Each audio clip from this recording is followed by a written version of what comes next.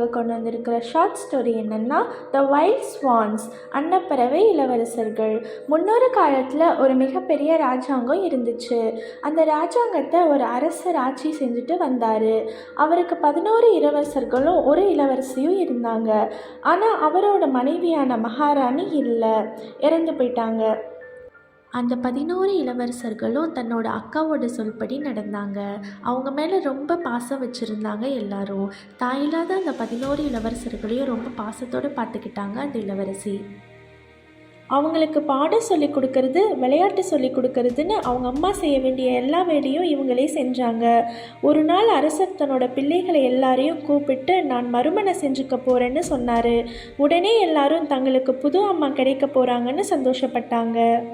ஆனால் புதுசாக வந்த அரசி ஒரு சூனியக்காரி. அவங்க அந்த இளவரசர்களை ஒழிச்சு கட்டணும்னு நினச்சாங்க. அந்த சூனியக்காரியை பார்த்தாலே அந்த இளவரசர்கள் ரொம்ப பயந்தாங்க. ஆனால் அவங்க அக்கா அவங்களுக்கு ஆறுதல் சொல்லி தைரியமாக இருக்க சொன்னாங்க. இந்த இளவரசி அரண்மனையில் இருந்தால் இளவரசர்களை ஒன்றும் பண்ண முடியாதுன்னு தெரிஞ்சுக்கிட்ட சூனியக்காரி அரசர்கிட்ட சொல்லி வேறு நாட்டுக்கு படிக்கிறதுக்கு அந்த இளவரசியை அனுப்பிட்டா.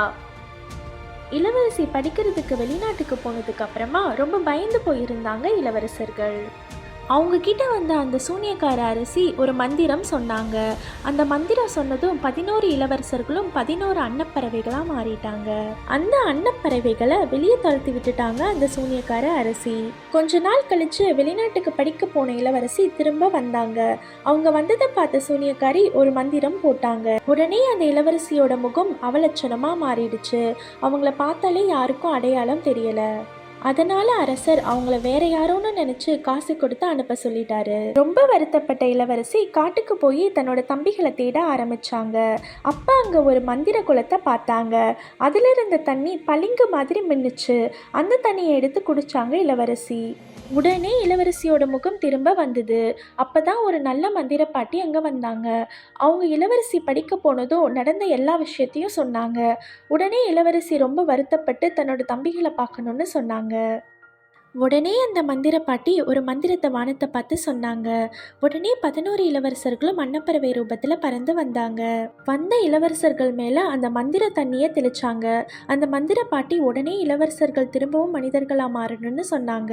ஆனால் இரவு வந்ததும் அவங்க திரும்பவும் அன்னப்பறவையாக மாறிட்டாங்க.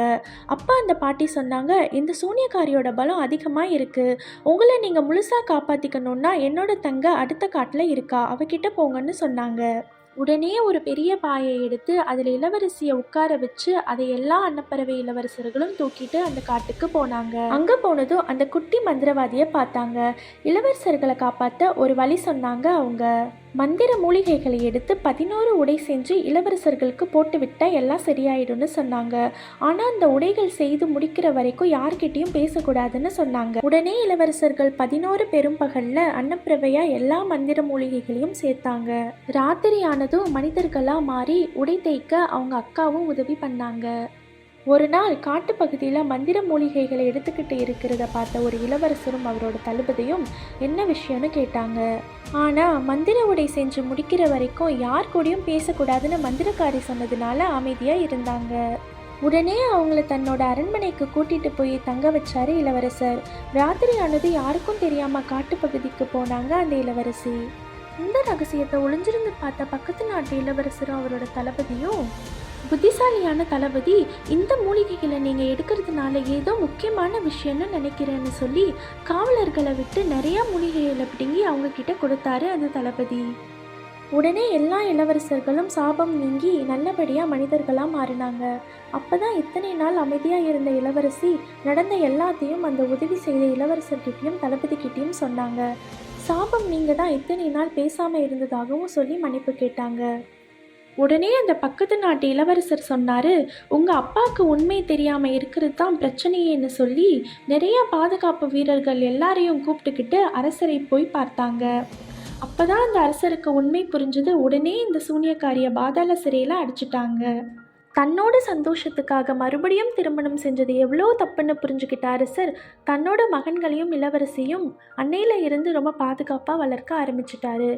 இதுக்கு எல்லாம் துணை செஞ்ச அந்த பக்கத்து நாட்டு இளவரசருக்கும் அவரோட தளபதிக்கும் நன்றியும் சொன்னார் அவர். இந்த ஷார்ட் மோட்டிவேஷ்னல் ஸ்டோரிஸ் உங்களுக்கு பிடிச்சிருந்தா டெய்லியும் ஒரு ஷார்ட் ஸ்டோரி கேட்கணுமா? என்னோடய சேனலுக்கு என்னோடய எஃபோர்ட்க்கும் சப்போர்ட் பண்ணுங்கள். லைக் பண்ணுங்கள், ஷேர் பண்ணுங்கள், கமெண்ட் பண்ணுங்கள். ஆல் என்ற பெல் ஐக்கானை கிளிக் பண்ணுங்கள். பாய். டாட்டா சுட்டீஸ்.